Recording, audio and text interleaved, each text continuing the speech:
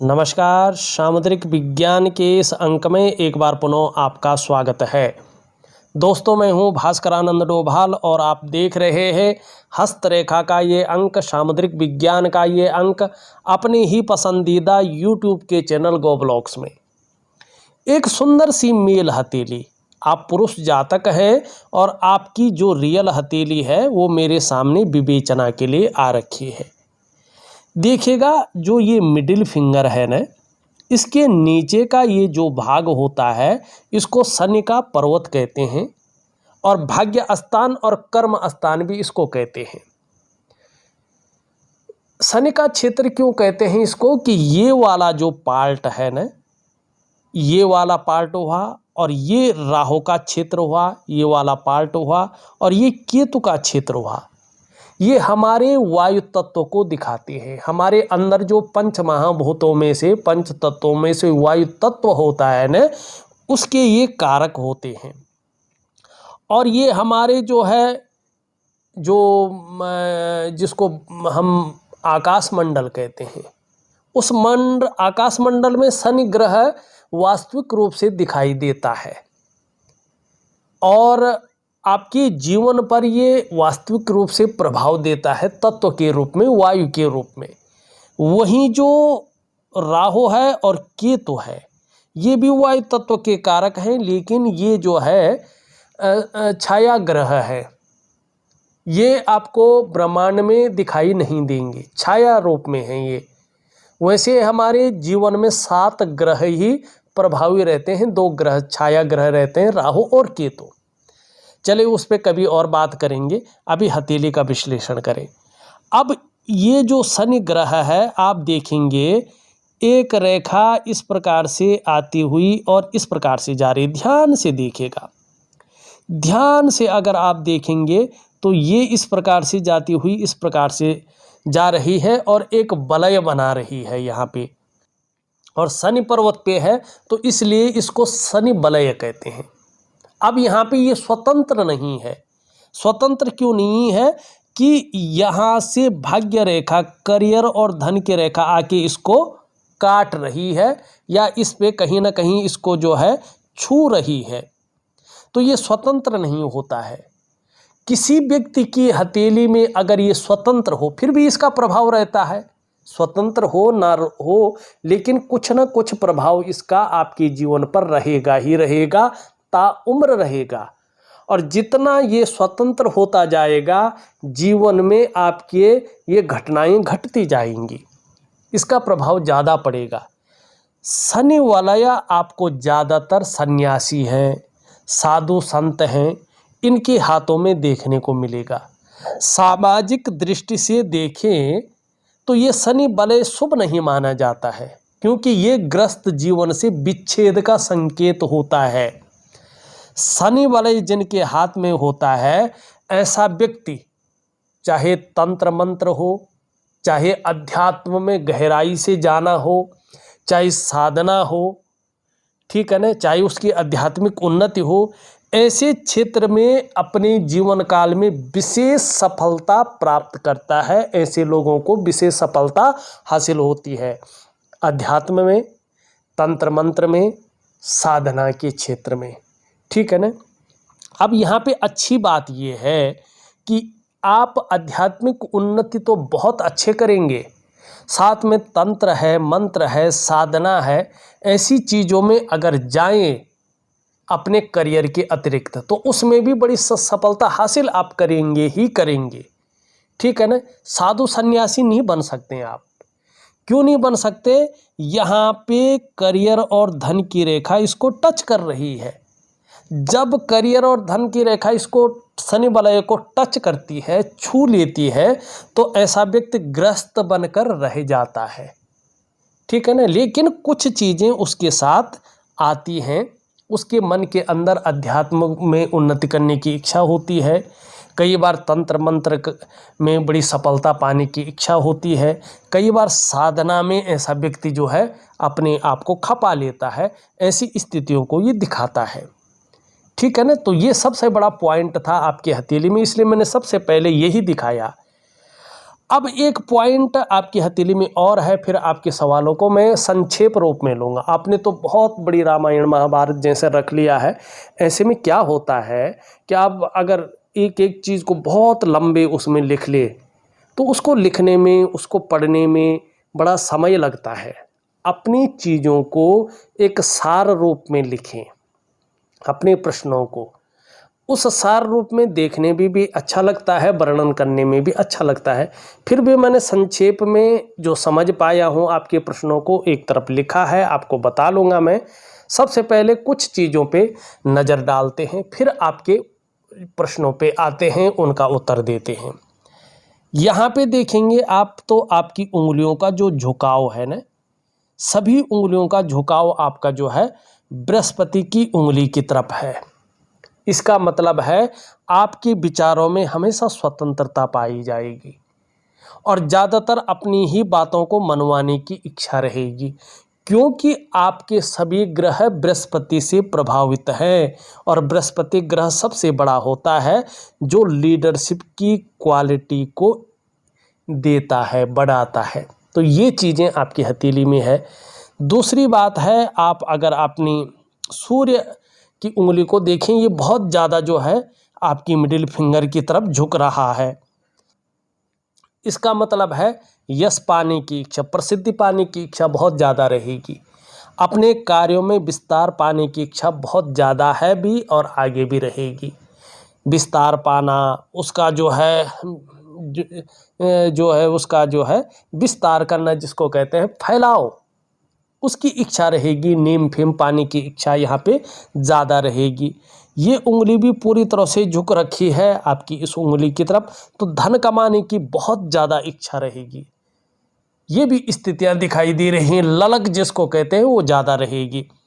ये उंगली पूरी तरह से झुक रखी है मिडिल फिंगर की तरफ। इसका मतलब क्या है कि आपके अंदर धार्मिक भावनाएं बड़ी मात्रा में पाई जाएंगी, ठीक है ना। अपने आराध्य के प्रति पूर्ण समर्पण की भावना और आपके व्यक्तित्व में दयालुता ज़्यादा रहेगी। दोनों उंगलियां बराबर हैं तो धन और यश की भूख है। पैसा और सम्मान आपके लिए बहुत ज़रूरी हो गया है और अभी की अगर मैं बात करूं तो जीवन का मुख्य लक्ष्य भी आपका यही दिखाई दे रहा है। मिडिल फिंगर आपकी बृहस्पति की तरफ झुक रही है। इसका मतलब है आपको ऐसे कार्यों में बहुत ज़्यादा सफलता मिलेगी या आप कामयाब होंगे जिसमें बोलने से या जिसमें मस्तिष्क से कार्य करने से ज़्यादा काम चलता हो, शारीरिक मेहनत की ज़रूरत कम पड़ती हो। ऐसे करियर में आप ज़्यादा सुटेबल रहेंगे और ऐसा ही करियर आपके लिए तरक्की देने वाला रहेगा। ऐसे करियर में ही आप जो है उन्नति पाएंगे और बड़ी कामयाबी को हासिल करेंगे। ये चीज़ें दिखाई दे रही है और यही होना है आपके जीवन में। लेकिन मनी मैनेजमेंट में है, कागज़ों के रख रखाव में है, अकाउंटेबिलिटी में है, फाइलिंग में है, कमी को दिखा रहा है और कम्युनिकेशन स्किल्स में। इस चीज़ को पूरा करने के लिए यहाँ तक नाखून आप बढ़ाएं तो ये आपके लिए बहुत अच्छा रहेगा। एक सुखद जीवन जीने की चाह बनी रहेगी और सुखद जीवन जीने के लिए प्रयत्नशील व्यक्तित्व भी बना रहेगा। यहाँ पे हृदय रेखा देखें तो इस तरह से आपकी हृदय रेखा है, मानी यहाँ पे इन दोनों के बीच में देख रही है ये हृदय रेखा और इस पे देवगुरु बृहस्पति का और शनि का प्रभाव पड़ रहा है। दोनों ग्रहों का प्रभाव पड़ रहा है। एक तो भावुक बहुत ज़्यादा होंगे, दूसरी बात है दोनों का बलाबल आने के कारण आप अपने जीवन काल में बहुत बड़े महत्वाकांक्षी व्यक्ति होंगे। आपकी सोच बहुत आगे बढ़ने की रहेगी और आपकी इच्छा भी एक टॉप लेवल तक पहुंचने की रहेगी। और इस आगे बढ़ने के लिए, टॉप लेवल तक पहुंचने के लिए एन केन प्रकारेण जो भी आपसे हो जाए वो आप करेंगे भी, ये भी यहाँ पे दिखाई दे रही है। दूसरी बात है कि आपकी हथेली में दो भयंकर कमियां दिखाई दे रही हैं। एक तो आप देखेंगे कि आपकी हथेली में जाल बना हुआ रेखाओं का, ये नेगेटिव ऊर्जा होती है। रेखाओं का जब जाल बनता है इसको अच्छा नहीं माना जाता है।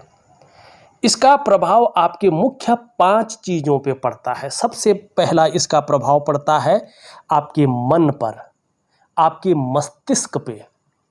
कहीं ना कहीं आपका जीवन उलझन में आ जाता है। 100% इसका ये एक्यूरेट सत्य है, ट्रू जिसको कहते हैं, ट्रू ना, कि मन और मस्तिष्क पे जो है प्रभाव पड़ना, आपका जीवन उलझन में आता है। आप कई बार दुविधा में आ जाते हैं, कन्फ्यूजन में आ जाते हैं, और आपकी जो निर्णय लेने की ताकत है वो क्षीण होने बैठ जाती है। आप सही से डिसीजन नहीं ले पाते हैं कि वास्तव में करना क्या चाहिए और किस तरफ हमें जाना चाहिए। दूसरा इसका प्रभाव आपके रिश्तों पे पड़ता है, खासकर दाम्पत्य जीवन का रिश्ता, परिवार का रिश्ता और कुटुंब का रिश्ता।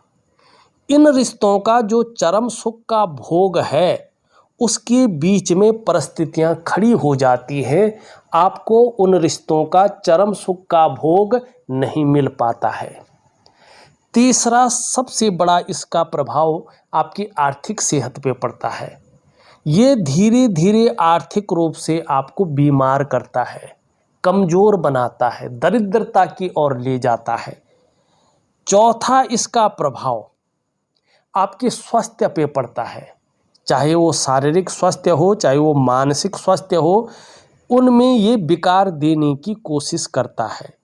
और पांचवा और सबसे बड़ा और तीव्र प्रभाव इसका आपकी डेवलपमेंट पे, आपकी प्रोग्रेस पे पड़ता है। आपका जो सफलता का स्तर हो जाना चाहिए था वो प्लस की तरफ माइनस की तरफ, नीचे की तरफ धंसता है, और धीरे धीरे धीरे धीरे ये अपने आगोश में समा लेता है और जीवन के महत्व को ख़त्म करने की कगार पे डालता है। मानी जीवन की जो नींव है, जो मुख्य 5 चीज़ें हैं जिनसे आपका जीवन जिस स्तंभों में टिका हुआ है, ये उसकी जड़ों को खोखला करता है और आपके शानदार जीवन को अपने गर्त में समा लेता है और जीवन के महत्व को पूरी तरह से ख़त्म कर लेता है। तो आपको क्या करना है? सबसे पहले इस नेगेटिव ऊर्जा को अपने जीवन से बाहर भगाना है।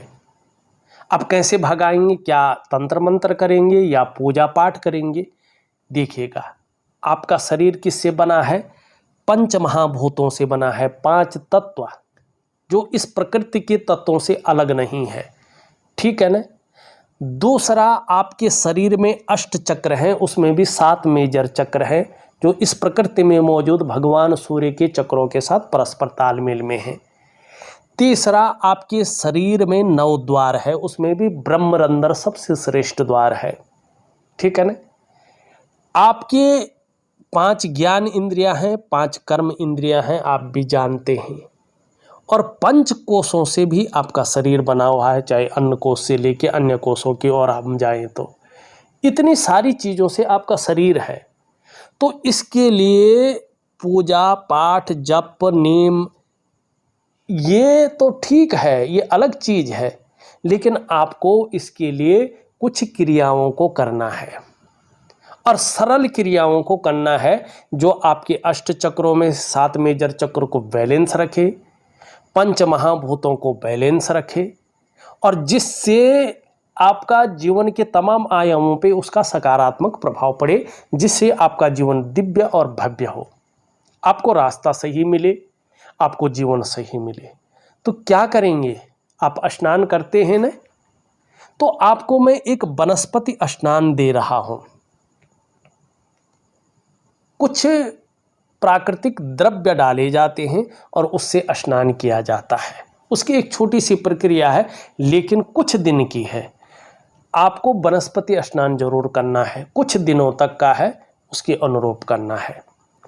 अब वनस्पति स्नान करने के बाद एक दिव्य सूर्य क्रिया करनी है आपको, क्योंकि आपके शरीर के जो 8 चक्रों में से 7 मेजर चक्र हैं उनको बैलेंस में लाना है। अब वो बैलेंस में आएंगे तो क्या होगा? आपका चाहे शारीरिक हो चाहे मानसिक हो, वो स्वास्थ्य शानदार हो जाएगा। ठीक है ना? आपका स्वास्थ्य बेहद अच्छा होगा, मानसिक तौर पे आप परफेक्ट हो जाएंगे, आपका जीवन सहजता से चलने बैठ जाएगा। फिर चाहे शारीरिक स्वास्थ्य हो, चाहे जीवन की वास्तविक खुशियाँ हों, चाहे आपके जीवन में जो उत्साह होना चाहिए वो उत्साह हो, जो ऊर्जा होनी चाहिए वो ऊर्जा हो, ये आपके साथ रहे, इसकी आपको चिंता न करनी पड़े, तो दिव्य सूर्य क्रिया मैं आपको दूंगा। उसके साथ साथ एक दिव्य योग ध्यान क्रिया है जिसको हम मेडिटेशन कहते हैं, प्राणायाम कहते हैं, ये चीज़ें मैं दूंगा। इसमें से आपको वनस्पति स्नान कुछ दिनों तक करना है और दिव्य सूर्य क्रिया और दिव्य योग ध्यान क्रिया 4 से 6 महीने तक आपको करना है। इससे चीज़ें बेहतर होनी शुरू होंगी, आपको लाभ मिलेगा। अब एक और चीज़ है, आपकी हथेली में आप देखेंगे नाड़ी रेखाएं, जिन्हें राहु की रेखा कहते हैं, ये चीज़ों को खराब कर रही है। क्या कर रही है? सबसे पहले ये आपकी जीवन की रेखा को काट रही है, और जीवन की रेखा को जब ये काटती है तो सबसे पहली मुश्किल ये आती है कि जीवन में कदम कदम पर मुश्किलें आती हैं। फिर ये आपकी करियर और धन की रेखाओं को काट रही है, मानी पैसे रुपए को लेके, रोटी रोजगार को लेके, आजीविका को लेके, हर जगह ये भयंकर उतार चढ़ाव देती है, ठीक है ना। फिर ये मस्तिष्क रेखा को काट रही हैं। मतलब क्या है कि मानसिक रूप से आपको डिप्रेशन की, अवसाद की स्थिति में ले जा रही है, चैन नहीं दिलवा रही है। फिर ये हृदय रेखा को टच कर रही, छू रही है। हृदय की रेखा मतलब आपके रिश्तों को प्रभावित कर रही है, रिश्तों का जो चरम सुख का भोग है उसके बीच में परिस्थितियां खड़ी हो रही है। अब जब ये इस प्रकार की चीज़ें करती हैं तो चाहे आप नौकरी कर रहे हो या बिजनेस कर रहे हो, ये आपको नुकसान देती है, आपकी आर्थिक स्थिति को कमज़ोर करती है, आपको कर्जे में डालती है, आपको शारीरिक या मानसिक पीड़ाएं देती हैं, आपको वाद विवाद में फंसाती हैं। फिर कोई आपका अपना नहीं होता है, सब आपसे मतलब निकालना शुरू कर लेते हैं और आपको कहीं ना कहीं आप पिसते रहें, कुछ करते रहें, कोई मतलब नहीं इसका, आपको ये चीज़ें आगे बढ़ने नहीं देती हैं। अब आप कहेंगे यार मेरी हथेली में तो कमी ही कमी दिखा रहे हैं पंडित जी। नहीं, कुछ चीज़ें अच्छी भी हैं, लेकिन जो ज़्यादा प्रभाव दे रही है सबसे पहले उन्हीं चीज़ों की ओर जाए, फिर आपको एक अच्छे स्तर पे भी ले जाते हैं। आपको करना क्या है, अब आपका चंद्रमा यहाँ पे देखें, चंद्रमा बहुत ज़्यादा गड़बड़ है। जब चंद्रमा इस प्रकार से गड़बड़ रहता है तो व्यक्ति का मन भी गड़बड़ रहता है, व्यक्ति मानसिक परेशानी से ग्रसित हो जाता है। कई बार ऐसा व्यक्ति बहुत ज़्यादा भावुक हो जाता है या इमोशनली परेशान हो जाता है। चंद्रमा इस प्रकार से कमज़ोर हो तो मन अच्छा नहीं रहता है, मन खराब रहता है, मन भटकता है, व्याकुल होता है, एकाग्रचित नहीं हो पाता है, और मन से सीधा जुड़ा हुआ होता है हमारा डाइजेस्टिव सिस्टम। तो मन सही नहीं होगा तो पेट की भी दिक्कतें आएंगी। चंद्रमा नेगेटिव हो इस प्रकार से तो माँ का सुख, माँ का सपोर्ट व्यक्ति को बहुत ज़्यादा प्राप्त नहीं होता है, और नींद आने में भी कई बार ऐसी में दिक्कतें आने लगती हैं। तो ये स्थितियाँ आपकी हथेली में थोड़ा ख़राब दिखाई दे रही है, इनको आपको ठीक करना है। इसका उपाय ज़रूर मैं दे दूँगा। आपका पहला सवाल मैं ले लेता हूँ। आप कहते हैं कि मेरी आध्यात्मिक उन्नति के बारे में कुछ बताएं। मुझे कभी कभी ईश्वर में ध्यान और रुचि अच्छा लगता है, फैमिली से भी बढ़कर। ये जो शनि वलय है आपकी हथेली में, ये इसकी वजह से है, और ये मैंने पहले ही बता दिया है कि आप आध्यात्मिक उन्नति एक श्रेष्ठ स्तर की करेंगे। दूसरा सवाल आप लिखते हैं, मेरे घर में दादाजी, माँ, बाबा रहते हैं और मैं अपने दादाजी के पास पला बड़ा हूँ। छोटी बहन का 2 बार शादी करके 2 बार डिवोर्स हो चुका है। आपने सन भी लिखे हैं। मेरे खुद की शादी से पहले पापा का पूरा पैसा बहन की शादी में चला गया। फैमिली में एक मैं ही हूँ जो कमाता हूँ, बाकी सब मेरे ऊपर डिपेंड हैं। मुझे घर से कोई भी आर्थिक, इमोशनल या मेंटल सपोर्ट कभी भी नहीं मिला है। और आप कुछ और भी लिखते हैं, फिर लिखते हैं ऐसा कब तक चलेगा। घर की बेवजह टेंशन मुझे ठीक से जीने नहीं देती है, ये आपने लिखा है। देखिएगा, इसका कारण आपकी हथेली में राहु रेखाएं हैं, इसका कारण आपकी हथेली में नेगेटिव ऊर्जा है और आपका चंद्रमा का कमज़ोर होना है। और घर की चिंताएं आपका बृहस्पति नीचे की ओर झुका हुआ है, ये स्पष्ट तरीके से बता रहा है, और यहाँ पे साधारण स्थिति में बैठ गया है। तो ये धन पे प्रभाव देता है, आर्थिक रूप से कमज़ोर करता है, और अभी 2.5 सालों तक इसका प्रभाव और रहेगा। और करियर अगर इस मामले में आप कर रहे हैं इससे संबंधित, तो मध्यम रहेंगी, चाहे शिक्षा का क्षेत्र हो, चाहे इंजीनियरिंग का क्षेत्र हो, चाहे चिकित्सा का क्षेत्र हो, चाहे मैनेजमेंट का क्षेत्र हो, चाहे वाणिज्य का क्षेत्र हो, या कानून का क्षेत्र हो। इन क्षेत्रों में आप काम कर रहे हैं या काम करने की सोच रहे हैं, तो अभी 2.5 सालों तक ये मध्यम स्थिति में बनाए रखेगा, और परिवार को लेकर थोड़ी सी चिंताएं भी रखेगा। तो इसके लिए भी थोड़ा उपाय दे रहा हूँ, जरूर करें। आप लिखते हैं कोरोना के बाद से आर्थिक स्थिति ठीक नहीं है, लोन और कर्जे से मुक्ति कब तक है। देखिएगा, इसका प्रभाव, इन सब का प्रभाव अभी 2.5 वर्षों तक ज़्यादा है, ठीक है ना। और वैसे तो इसका प्रभाव जो है 18 सालों तक रहता है। और वैसे शुक्र की स्थिति अगर हम अभी देखें तो जीवन आपका पूरी तरह से जो शानदार स्थिति में आएगा वो 40 के बाद ही आ पाएगा। अभी 40 तक तो आपको थोड़ा संभल के चलना है, उपाय करके चलना है, और 2.5 साल के बाद थोड़ा इम्प्रूव जरूर होगा। माने 38वें वर्ष से आपके जीवन में कहीं ना कहीं चीज़ें अच्छी होने बैठ जाएंगी, लेकिन पूरी तरह से अगर अच्छे हम कहें तो 40 के बाद ही दिखाई दे रहा है। और कर्जे से मुक्ति अगर मैं कहूँ तो 45वें वर्ष तक ही दिख रही है, लेकिन अभी हथेली में परिवर्तन होगा, चीज़ों में परिवर्तन होगा। कुछ क्रियाएं दे रहा हूँ, कुछ उपाय दे रहा हूँ, तो चीज़ें बेहतर होंगी, तो आप कर्जे से भी मुक्त जल्दी हो जाएंगे। आप लिखते हैं भविष्य में विदेश में सेटल होने के योग हैं कि नहीं हैं। यहाँ पे अगर हम देखेंगे तो इस प्रकार से आपकी ये दिखाई दे रही है, और इस प्रकार से जो है आपकी हथेली में स्पष्ट तरीके से चीज़ें बन रही है।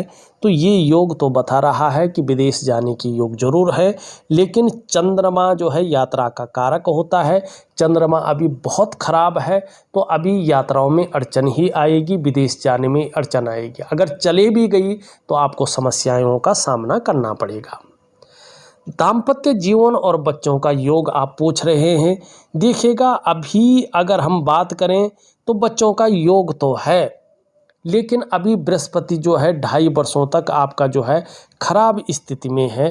तो अभी अगर आप वैसे दवाई वगैरह का सेवन ना करें, लेकिन अभी बच्चों के लिए जो है थोड़ा समय निकालें, उसके बाद ही जो है इस बारे में सोचें, तो आपके लिए अच्छा रहेगा। वैसे आगे चलकर दाम्पत्य जीवन आपका अच्छा रहने वाला है। आप कह रहे हैं स्वास्थ्य कैसा रहेगा, मान प्रतिष्ठा सम्मान कैसा रहेगा। देखिएगा, अभी 2.5 वर्षों तक नेगेटिव ऊर्जा और इसका योग है, तो थोड़ा आपको संभल के चलना चाहिए, उसके बाद ही चीज़ें बेहतरीन स्थिति में रहेंगी। ये आपकी हथेली बता रही है। मस्तिष्क रेखा क्रिएटिविटी को दिखा रहा है, और ये परिवार के प्रति समर्पण की भावना को। करियर और धन की रेखा आपको जो है 40 के बाद ही एक सुटेबल स्थिति में लेके खड़ा करेगी, लेकिन उसके बाद ज़बरदस्त आपके जीवन में फायदे दिखाई दे रहे हैं। शुक्र का पर्वत आपका बहुत अच्छा है, लेकिन रेखाओं का जाल है, इसके कारण शुक्र का एक शानदार प्रभाव जीवन पर अभी नहीं दिखाई दे रहा है। अपनी नेगेटिव ऊर्जा को ठीक करें। निम्न मंगल और उच्च मंगल को देखें तो दोनों बहुत अच्छा है, जीवन में पराक्रम बहुत अच्छा रहेगा, और एक जो है एनर्जेटिक स्वभाव बना रहेगा। बृहस्पति को ठीक करने के लिए गुरु की सेवा जरूर करें, ठीक है ना। किसी बृहस्पतिवार को जो है पीला कपड़ा और पीले लिफाफे में थोड़ी दक्षिणा रख के, जो आपका कुल पुरोहित है या किसी मंदिर का कोई ब्राह्मण हो जो आपको बहुत अच्छा लगता हो, जिसको आप गुरु मानते हैं, तो उनको दान जरूर दें। और गुरुर ब्रह्मा गुरुर विष्णु गुरुदेवो महेश्वरा गुरुर साक्षात परब्रह्मम तस्मै श्री गुरुभे नमः। इस मंत्र का रोजाना 11 बार बोल बोलकर उच्चारण करें या मन के अंदर करें, और एक पीला फूल भगवान शिव के चरणों में जरूर रखें, आपको बहुत अच्छा लाभ होगा। शनि की स्थिति ठीक है, वैसे ज़्यादा खराब नहीं है, ये अच्छा लाभ देगा। सूर्य आपका बहुत ज़्यादा अच्छा नहीं माना जाएगा, दिव्य सूर्य क्रिया दे रहा हूँ, उसका लाभ होगा। आपका बुध धीरे धीरे अच्छी स्थिति में आ रहा है, इसका आपको अच्छा लाभ होगा। देखा जाए तो मैंने आपकी हथेली का पूरा विश्लेषण करके आपको बता दिया है और उपाय मैं विधिवत तरीके से लिख करके और ऑडियो के माध्यम से भेज रहा हूँ। आप करने की कोशिश करें, निश्चित ही आपको अच्छा लाभ होगा। इस वीडियो में बस इतना ही। एक नई वीडियो के साथ पुनः उपस्थित होऊंगा, तब तक के लिए नमस्कार।